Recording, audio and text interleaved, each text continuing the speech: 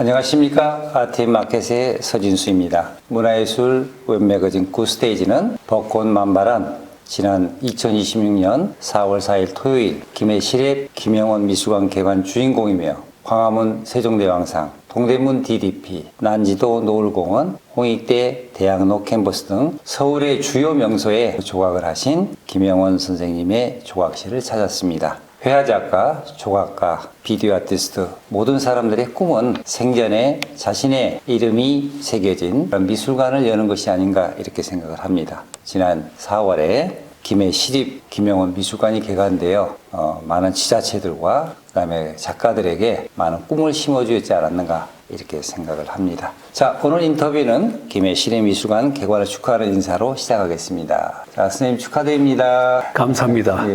개관식 당일 먼 길까지 와주셔서 대단히 고맙습니다. 아유, 그 좋은 뜻깊은 자리에 제가 함께 할 수 있어 영광이었고 굉장히 행복했습니다. 선생님께 다시 한번 감사드리고 축하드립니다. 자, 자신의 이제 예산과 기획을 해도 평생에 한번 내 미술관을 지을 수 있을까 하는 많은 생각을 하게 될 텐데요. 특히 이제 우리나라의 국공립 미술관이 그렇게 많지는 않거든요. 특히 이제 그 이름을 딴, 작가의 이름을 딴. 그래서 이 많은 사람들이 어떻게 해서 우리 김영원 조각가님이 이렇게 김해시와 협력을 잘 하셔가지고 미술관 개관까지 이렇게 됐을까 궁금해 하거든요.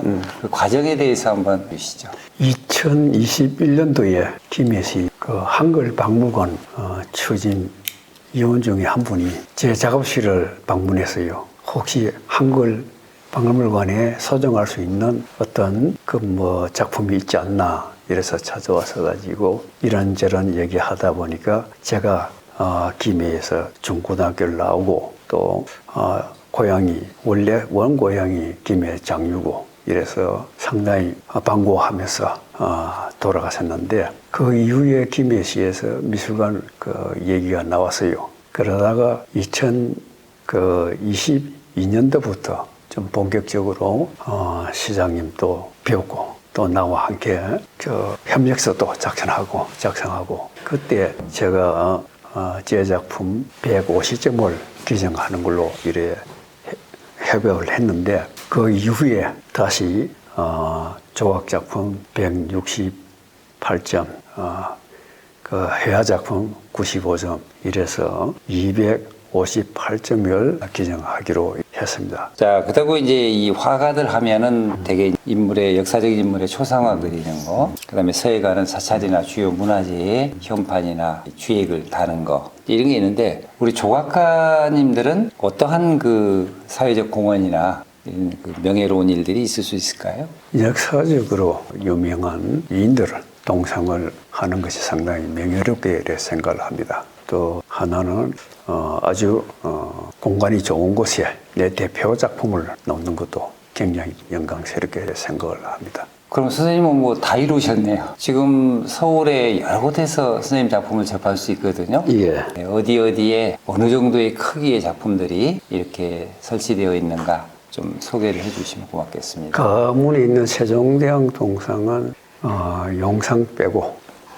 인체 자상만 약 한 6m 20cm 정도 큽니다. 큰 작품이고 DDP 앞에 있는 길이라는 작품과 또 그 야동 사거리에 그림자 홀로서다 이 작품은 둘 다 8m 정도의 크기입니다. 또 우리 난지도 노을공원에 가면은 그야말로 거기도 한 8m 이렇게 되죠. 그렇습니다. 그 작품은 홍익대학교 대학로 캠퍼스 정문 앞에서 있는 그 홀로서다 작품과 하나의 짝입니다.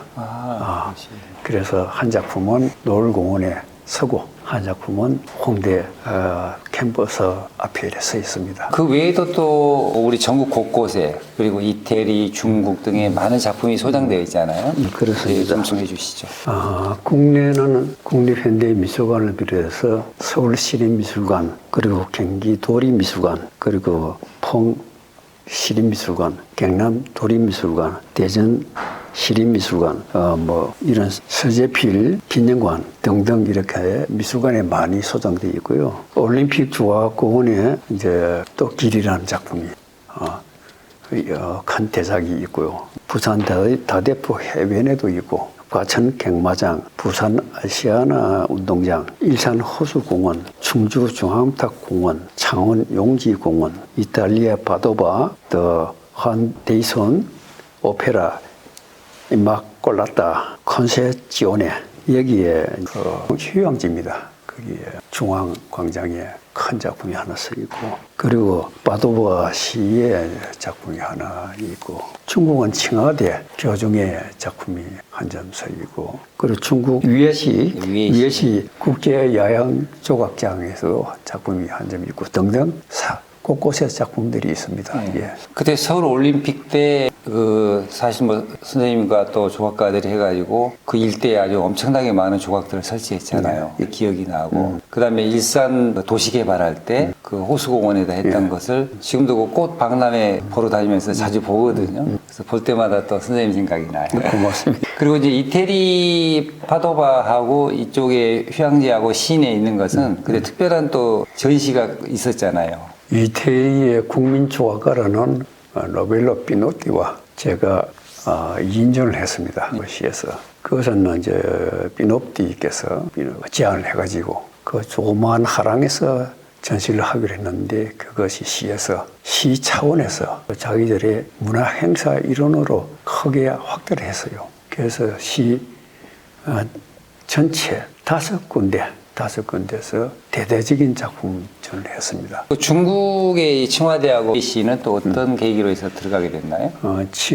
칭화대학은 칭화대학 100주년 기념 그 전시를 각국 조각가들하고 같이 했는데, 거기에 교정에 좋은 자리에 작품을 설치하고 아직도 그 자리에 남아 있습니다. 그리고 위에시는 거기에 세계 조각 페스티벌 비슷한 그런 행사를 했는데, 거기에 선정이 돼가지고 제 작품을 설치를 하고, 거기에서 뭐 우수상인가 뭔가 상도 하나 주기도 하죠. 자, 그다음에 이제 조각은 이제 다른 미술품에 비해서 또 회하는 앞면에서 약간의 각도를 하지만은, 조각이라는 것은 어떻게 보면은 뭐 바닥을 뺀 뭐 나머지 360도 위아래 상하 좌우 뭐 전체 봐야 될 것 같고, 이게 제작하는데 쉽지가 않을 것 같아요. 예, 그렇습니다. 그래서 이제 많은 사람들이 세종대왕상을 만드신 조각가님은 어떤 분일까? 그 제일 궁금한 것도 도대체 얼마짜리야? 이런 질문들을 많이 하거든요. 예. 그때 이미 뭐 제작비 얼마에서 공고가 났었을 테니까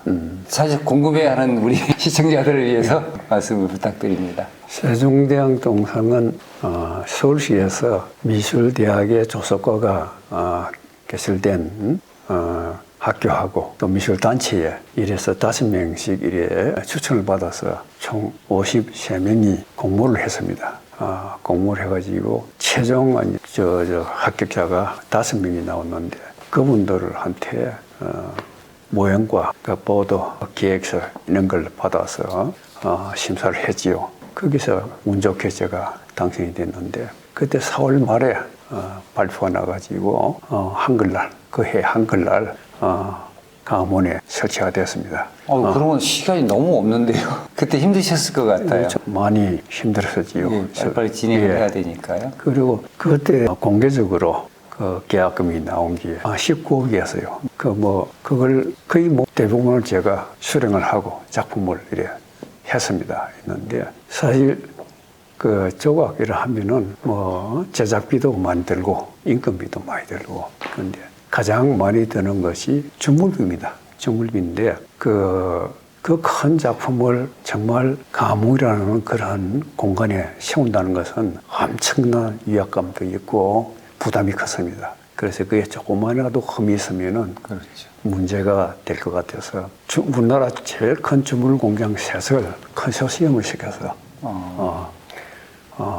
주물을 뜨도록 했는데, 그리고 주물비도 그 당시에는 해배당 100만 원 할 때 제가 200만 원을 줬습니다. 좀 대신에 이제 작품에 조금이라도 하자가 있다든지 좀 주물의 상태가 안 좋으면 다시 뜨는 걸로 계약을 해가지고 그렇게 했기 때문에 아직도 아무런 그런 문제가 일어나고 있지 않습니다. 사실은 뭐 대한민국의 국격을 나타내주는 작품이고 또 광장이기 때문에 흠이 있는다지, 또 이 광화문 우리 현판 사건들을 너무 겹해가지고 거기에서 또 2번 다시 그런 불상사가 일어나면은 참 국가 전체적으로 불명이기 때문에 예. 엄청 고민 많이 하셨을 것 같아요. 예, 그렇습니다. 제가 원래 몸이 좀 약해요. 약했는데도 그 기간 동안에 체중이 한 5kg 정도 빠졌습니다. 아이고. 그리고 밤에 잠도 못 자고 정말 아주 그때를 생각하면은 가만히 나오고 싶지도 않습니다. 예, 그 정도로 고생을 많이 했습니다. 사실은 그 동상 제작의 제일 아이지, 사실은 25명이라는 후배와 제자들이 협업을 해서 만들었기 때문에 그 제작품이 아닙니다. 그리고 그 시민들의 그 어떤 뜻과 그 열정이 모여서 만들어졌기 때문에 그것은 서울시 시민들의 것이지요. 과정을 좀 잠깐 좀 설명해 줄 수 있을까요? 조각 작품을 만드는 순서. 사실은 제일 중요한 것은 자료를 모으는 겁니다. 세종대왕님에 대한 자료를 모으는 담당자가 2명이 한 달 동안 박물관, 국립도서관 이쪽으로 쭉 낱낱이 뒤져서 세종대왕에 대한 자료 조그마한 거 다 모아서 그걸 분석하고 충분히 해석을 했지요. 그러다 보니까 세종대왕께서는 제가 그걸 하면서 굉장히 놀랐어요. 그 당시에 그 신분제도가 분명히 있을 텐데 그때 그분은 애민 정신이 똘똘 뭉친 하나의 우리 조선의 수호신이 아닌가 이런 생각을 하게 됐습니다. 그래서 모든 것은 백성을 위한 그 정책을 펴었어요. 이번에 인정신을 갖다가 어떻게 표현할 것인가, 어떻게 정말 손끝만큼도 흠이 안 가게 할 것인가, 이 어떤 중압감이 엄청 컸지요. 예.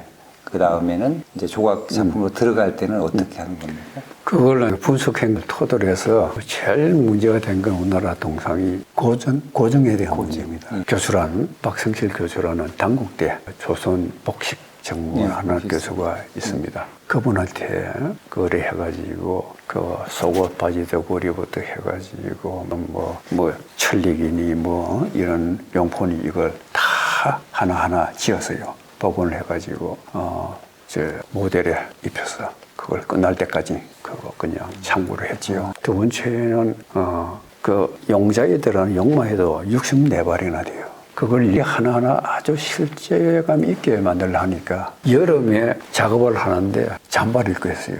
감기 몸살이 떨어지지 않아갖고 그렇다고 들어 있을 수도 없고. 그렇죠. 그래서 그때를 생각하면 참 끔찍한데 그래도 거기에 나를 도와줬던 제자나 후배들, 동료, 조각가들이 그 열정이 모여서 지금의 작품이 이루어진 걸로 저는 생각하고 맨날 고맙게 생각하고 있습니다. 지난번에 이제 김해 시립 김영원 미술관 거기에 그 세종대왕 원본이 설치된 걸 봤습니다. 그래서 그 원본과 그 다음에 광화문에 설치되는 것을 어떻게 부르는 겁니까? 조각에서는? 그 원본은 정투에서 삐진 그대로 나와 있는 거고 주물은 그걸 한 번 더 이미테이션하고 주물을 떴기 때문에 디테일이나 이런 손자국이나 손맛이 좀 없어지지요. 그래서 가장 중요한 것은 원본입니다. 원본인데 우리나라 많은 그 작가들이 그 어떤 환경 때문에 원본을 보관하지 않고 다 파손을 해버려요. 주물공장에서.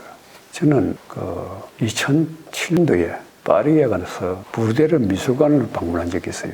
그리고 부르데르 미술관에 들어서니까 하얀 석고로서 거대한 조각이 하나 있었어요. 거기 아비라 장군 김화상이라고 아르헨티나 독립운동한 장군입니다. 그분 김화상을 보고 제가 해야죠. 아무 생각 없이 정말 그냥 바라봤습니다. 한 40분 동안.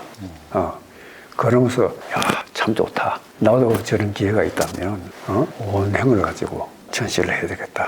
이런 꿈을 꿨는데 마침 2009년도에 세종대왕 동상이 저한테 오는 행운이 있었기 때문에. 조각의 경우는 작품 가격을 어떻게 설정을 하는 것입니까? 불행하게도 우리나라는 조각에 대한 가격 형성이 잘 안 돼 있습니다. 원인이 어디 있나 생각해 보니까 우리 전통적으로 조각이 우리 삶에 어떤 가까이는 있지 않았었습니다. 회화나 서예는 항상 그 안방이니 거실이니 다 이렇게 한두 점 붙어 있었는데 조각은 마을 어귀의 장성이라든지 무덤에 있는 그런 석상이라든지 외에는 볼 수가 없었잖아요. 그래서 그에 대한 어떤 그 선호도가 좀 해외에 비해서 약하지 않느냐. 사실 이제 전시 판매를 위한 조각 작품이 있을 수 있고, 그다음에 공공미술이나 이런 그 설치 미술 같은 조각이 있을 수 있는데, 이제 동시대 조각이 조금 더 보급되려면은 이제 어떻게 좀 소비자나 또는 컬렉터들에게 다가가는 방법이 있어야 되지 않겠습니까? 선생님 나름대로 어떤 방안이나 생각하고 계셨던 게 있으면 좀 말씀해 주시죠. 우리나라에 지금 뭐 조형물 시장이 언젠가부터 형성돼 가지고 그 곳곳에 조형물이 많이 설치가 되는데 그 조형물들이 다 보면은 참 무국적적인, 그러니까 어떤 사상이나 철학이 결여된 그야말로 장식품 같은 이런 작품들이 많이 설치가 되고, 또 그걸 주도하는 작가군이 한정돼 갖고 이것이 하나의 상업적인 토대에 서 있기 때문에 그 국민들한테 좀 어떤 큰 울림이나 신뢰를 주지 못하고 있다. 그게 하나 원인이 있고, 하나는 그 작가들이 그것도 좀 적극적으로 뛰어들어서 개선을 할 수 있는 그러한 그게 없어요. 그 꼭 하는 몇몇의 작가들만이 이래 딱 정해져 있는데 그건 식상하지요. 그러니까 이것은 뭔가 조합가 내에서 자체적인 게 있어야 되고 뭐 그래야 될 것 같습니다. 그래서 하나의 종류를 하더라도 하나의 예술상과 그리고 대중상 연기 철저하게 조화가 된 그런 작품이 곳곳에 서 있어야 시민들, 국민들의 신뢰를 받지 않을까. 그리고 그 조각은 무겁고 가격도 비싸고 뭐 아주 어렵다. 현대 주거 공간이 많이 바뀌었잖아요. 아파트 그 주거 문화인데 거기에 합당한 작품을 아마 개발을 해야 될 것 같습니다. 그래서 가볍고 가벼운 소재라든지 또 가격이 좀 저렴하다든지 또 규모가 조금 적정한 공간에 맞는 규모의 작품을 만든다든지 이러한 것이 아마 일어날 것 같습니다. 지난번에 그 조각 페스타에 보니까 아주 소형 작품을 해가지고 쭉 판매용으로 이렇게 나온 걸로 봤는데 그건 좀 바람직한 일이다 이런 생각입니다. 앞으로 많이 달라질 겁니다. 예. 실질적으로 조각 작품이 많이 전시가 되거든요. 미술관, 비엔날레, 그다음에 또 실내, 또 야외, 공공미술. 그래서 이제 이런 그 미술관 전시랄지 비엔날레랄지 이런 그런 그 조각들이 약간 차이점도 있을 것 같습니다. 거기에 대해서 한 말씀 해주시죠. 그 비엔날에는 그 첨단적인 그러한 작품을 내보이잖아요. 전위적인 작품. 예, 실험적이고 입체 작품인데 이거는 그 분명한 새로운 그 미술의 어떤 지지체 이야기랄까 이걸 갖다가 실험하는 장소더라고요. 네, 그래서 젊은 작가들이 자기만이 가질 수 있는 어떤 컨셉 그리고 그 미학 이걸 개발해서 아마 그 비엔나에 나가서 좋은 성적을 얻기를 바라고요. 일반 공공미술관 야외 조각 같은 거 이런 것도 마찬가지인데 일단 조각이 밖으로 나오면은 너무 지나치게 예술성 위주로 하면은 또 어떤 별로 홍을 잘 못 받더라고요. 그래서 여기는 예술성과 그리고 대중성을 적절히 조화를 시켜야 된다. 예, 그러면은 아마 어떤 작품도 성공할 것이다 생각을 하고요. 미술관 전시 같은 것은 또 아무래도 미술관 정시는 자기 철학을 갖다가 자기 사상이나 철학을 보이는 거기 때문에 그거는 타협을 하면 안 되지요. 예. 선생님에게 조각이란 무엇일까? 이 질문을 한번 드리고 싶습니다. 나는 조각을 하면서 내 인생이 많이 바뀌었어요. 그래서 내 인생을 견인해 나가는 하나의 그러한 대상이다. 예. 뭐 이래 얘기를 하고 있어요. 그러나 그것은 항상 작품이 나보다 앞서가지고 나를 끌고 가요. 그럼 나는 노동으로서 뒤따라가는 네. 뭐 그런 처지이기 때문에 나를 견인해가는 견인 역할을 하는 존재다. 이래 얘기하고 있지요. 그러면 이제 주로 이제 활동했던 시기가 70년대부터 시작이 되나요? 예, 그 70년대에 이제 대학을 다녔어요. 대학을 다녔는데 그 시절이 우리나라가 하나의 전환기의 시절이라고 저는 봅니다. 그때 10월 유신이라는 걸 하잖아요. 유신 시대인데 처음 어떤 권력의 억압이라든지 그걸 또 견뎌내야 하는 우리 젊은들이 또 그걸 극복하고 이러려면 어떤 희망이 있어야 될 거 아닙니까? 그래서 우리를 짓누르는 무게를 나는 중력이라고 그랬고 이 무게를 벗어나서 해방되겠다 싶었던 그런 희망을 나는 무중력이라고 정해서 중력, 무중력이라는 시리즈를 한 10년 동안 대학을 졸업하자 고등학교 교사로 근무를 했는데 그 당시에 체력장 측정이라는 게 있었어요. 근데 나는 특거리 하는 그 채공대 옆에서 개수 요원으로 참여를 하는데 그 학생들이 특거리를 하나 더 하려고 안간힘을 쓰다가 힘이 젖어 툭 내려져서 그냥 바둥거리다가 또 힘을 쓰면서 매달려 있는 그 모습이 저기 바로 오늘 사는 내 모습이고 또 내 이웃에 사는 우리들의 모습이다. 그래. 그 이후로 이제 특거리 하는 소년들 모습을 많이 만들었죠. 조각은 지면하고 발이 이것이 하나의 중심축을 만드는데 균형을 잡는데 나는 매달려 있으려 보니까 철저하게 해부학적인 지식이 있어야 됩니다. 그래 공부를 많이 했지요. 하면서 손목에다가 힘을 가득 줄 수 있는 긴장감을 완전히 팔에다가 긴장감을 두고 그 아래는 근육을 이완시키면 발이 어디 가 있든 매달려 있다든지 그래서 물리적인 균형하고 시각적인 균형은 다르다. 시각적인 중심을 또 물리적인 중심은 다르다. 이런 걸 저는 그때 많이 작품을 만들면서 느꼈지요. 그리고 이제 90년대 오시면은 또 기수련이랄지 예. 하시면서 또 한 번에 또 작품 그 사이에 뭐 하나 중요한 게 있는데 어떤 겁니까? 87년도에 민주화선을 하다 보니까 그동안에 억눌렀던 자유가 한꺼번에 분출되면서 그 계층 간, 지역 간, 세대 간 그 불신과 정오가 한꺼번에 폭발하면서 우리 그 공동체를 산산조각을 내더라고요.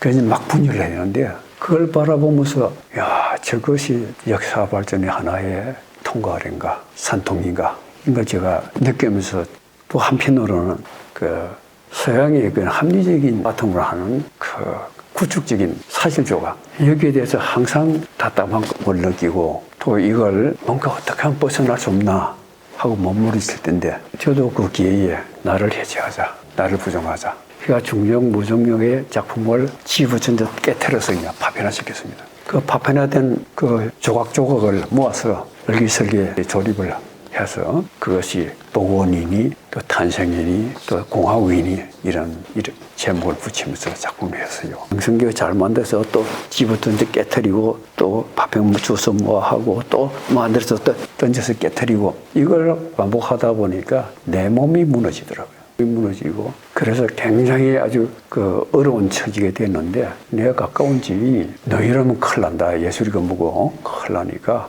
몸부터 추스려라 하면서 기공맹상센터에 소개를 했어요. 그것이 우리가 흔히 얘기하는 최선이라는 그런 단체인데 나는 그걸 기공맹상센터라고 합니다. 왜냐하면 통기부터 먼저 했으니까요. 그래서 그 길을 만내가 아주 열심히 했지요. 열심히 하면서 단시일 내에 내 지병도 좀 회복이 되고 기력도 회복되고 해서 다시 사질 작품을 하려고 하루만 잘 만지면 할 수 있는 이체 작품이 손이 안 가더라고요. 근처를 가지를 못해요. 그냥 흙만 주무르고 하루 종일 있는 거예요. 그래서 제가 하도 걱정이 돼서 선사님께 질문을 했죠. 조합관대 이 큰일 났습니다 했더니 몸이 한 대로 내버려 두고 보세요. 그래서 흙기둥을 만들어 놓고 그 앞에서 그 기계에 의해서 움직임이 나온 이걸 나는 기춤이라고 그래요. 기춤을 추면서 흙을 쳐내기도 하고 핥히기도 하고 지어받기도 하고 뭐 이러한 흔적을 냈는데 그러고 나서 한동안 신나게 놀다가 작품을 흙덩이를 보니까 엄청난 파장이 있더라고요. 그러고는 인체적으로 할 수가 없었어요. 손이 안 가입니다. 그래서 기춤에 의한 그 기공작품을 했는데 이걸 하면서 깨우친 것은 내가 어떤 의도를 가지고 내 몸을 움직이는 것이 아니라 기가 내 몸 속에서 내 속에 있는 기와 내 바깥에 있는 생명의 기가 만나서 몸을 움직이는데 그걸 나는 기춤이라고 그래요. 그건 내가 의도하고 아무 관계없다. 그래서 저절로 일어나는 춤이다. 거기 남은 흔적이 기가 잠복이 있다. 이런 믿음을 가졌지요. 그래서 그 작품을 만들어서 상벌 비엔날에서 호평을 받은 겁니다. 네. 예, 호평을 받고는 그래서 기작품을 한 겁니다.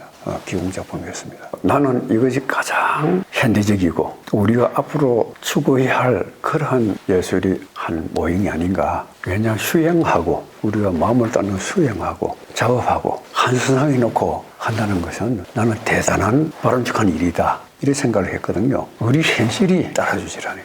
그래서 사이비 어떤 단체에서 매몰되고 이상한 조각, 중량부족 좋은 작품 하는 놈이 아주 망가졌다고 다 이런 얘기들이 주변에서 많이 들려있고 또 한편으로는 화랑하고 미술관에서 이제 외면을 해요. 그러다가 또 평도고마저도 그냥 다 외면을 해요. 상파울에서 내가 어떤 성과를 얻는데도 그 신문 한 페이지 이름 하나 없고 전문 잡지 이름 하나 안 올리고 그야 아예 그냥 사장되더라고요. 그래서 이거는 뭔가 대중성이 좀 있어야 되는 거 아닌가. 뭔가 관객들이 뭔가 끌어올 수 있는 그 기를 가지고 하는 그 내용을 가지고 뭔가 눈에 보이고 만지고 할 수 있는 그런 또 공간을 갖다가 이렇게 내가 재단하고 이럴 수 있는 그런 걸 한번 해야 되겠다. 내 생에서 마무리되는 작업을 하나 해야 되겠다. 그래서 만들어낸 게 그림자 시리즈입니다. 그림자 시리즈인데 이것도 지금 그 같은 그겁니다. 대표적인 겁니다. 턱 보면 이것이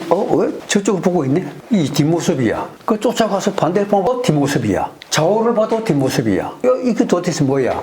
하고 궁금증이 생깁니다. 그렇죠. 궁금하잖아요. 궁금하다는 것은 자기 내면으로 들어가는 겁니다. 밖에서 못 찾겠다는 거지, 여기서. 무슨 줄 알겠지요? 그래서 이것이 하나의 화두와 같은 작품이라는 거지요. 그래서 이 하도가 있는데 또 하나는 한쪽은 이미지가 센가 이것이 실체 같은데 쓱 돌아가면은 평면 그림자처럼 보인다. 또 돌아가면 또 이미지가 나온다. 실제 이미지가 나온다. 또 돌아가면 그림자다. 이런 잘 있어요. 네. 그래서 이것이 우리의 상식적인 이 틀을 깨뜨려 버린 거지. 한쪽만 봐갖고 감상하는 작품이 아니에요. 뺑뺑 돌아다녀야 돼. 네. 뒤는 어떨까? 여기는 어떨까? 돌아다닙니다. 그리고 운동과 시간 이것이 개입이 됩니다.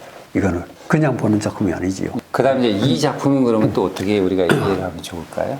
이 작품도 마찬가지인데 하나의 실체가 있잖아요. 네. 실체의 이미지가 있고 그 돌아서면은 하나의 네거티브 이미지가 있는 거예요. 이거는 음이고 이거는 양이고 음이 한 곳이 공존하잖아요. 네. 이것이 벌어지기도 하고 옮아지기도 하고 이거는 누구든지 이렇게 펼쳐진다고 하면 볼 수 없잖아요. 다시 옴츠러들 수도 있다는 거지요. 그래서 이것도 상당한 하나의 그 하두 같은 역할을 하는 겁니다. 그래서 동양 그 철학에서 저 노자의 유무상생, 유아무가 하나다. 네. 이거는 하나더라. 상생. 그리고 불교에서 말하는 색적시공, 공격지식, 또 불이사상 이거다. 그래서 내가 아까 인체적의 서양에 있던 합리적 구축적인 그걸 깨뜨려서 이제 기를 통해서 기를 가지고 동양적인 흐름을 타고 왔잖아요. 이제는 여기서 동양적인 그러한 사상이 하나의 울림을 준다. 이 공명철학이에요. 최근에 이제 회화 작품을 많이 하시거든요.